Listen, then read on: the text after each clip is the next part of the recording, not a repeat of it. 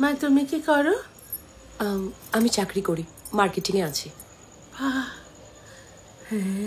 কি ভালো।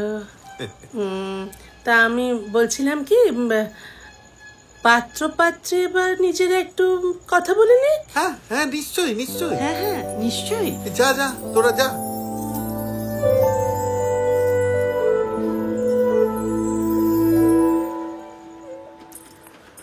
আসুন।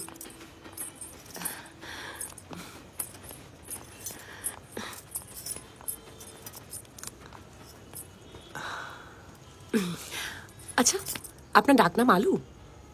না, কি বলু, মা না কি করে। আপনার বয়স তো খুব একটা কম না। এতদিন বিয়ে করেননি কেন?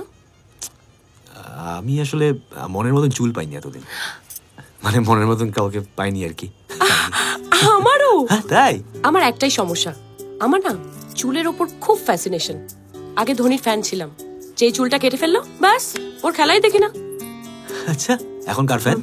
ঈশান্ত শর্মা। ওই চুল। কিন্তু আপনার বাবার মাথায় টাক তো, ওটা বাই ডিফল্ট বলতে পারেন ছোটবেলা থেকে। আপনি আপনার বর চুজ করতে পারবেন, বাবা তো আর চুজ করতে পারবেন না। না ঠিক ঠিক কথা। আসলে আমারও না চুলের প্রতি একটা খুব ভালোবাসা। সেটা আপনার চুল দেখেই আমি বুঝতে পেরেছি। আচ্ছা, আপনার পেছনের দিকটা আর একটু বড় হলে ভালো হতো। আমার পেছনের দিকটা মানে আপনার পেছনের দিকের চুলটা। ও বিরন্দার মতো, ও হয়ে যাবে। যাকে আপনার আমাকে পছন্দ হয়েছে? একদম প্রথম দেখাতে এত সুন্দর চুল আপনার। আপনার আমাকে পছন্দ হয়েছে বলেই তো এত কথা বলছি। জানেন এই সময় না সিনেমায় নায়ক নায়িকারা একটা গান গায়।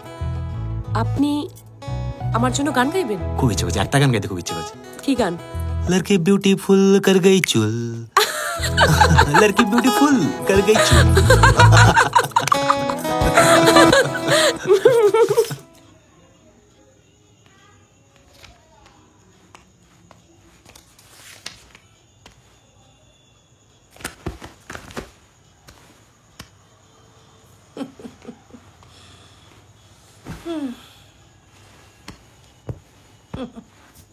মা উফ কি করো? আরে কি করছো? আরে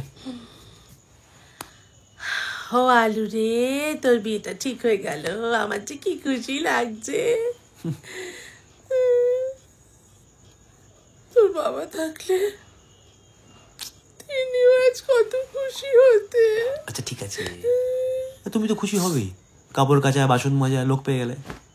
তোর বোকা, তোর বউ এলে আমি তাকে মাথায় করে রাখবো। এই মাথায় করে রেখো না, চুলটা কেটে যাবে।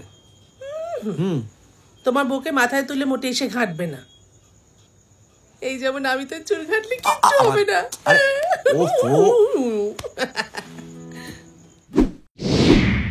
চুল পড়ে গেছে, সব চুল ভুল হয়েছে, ভীষণ ভুল চলে গেছে সব যা ছিল আমার।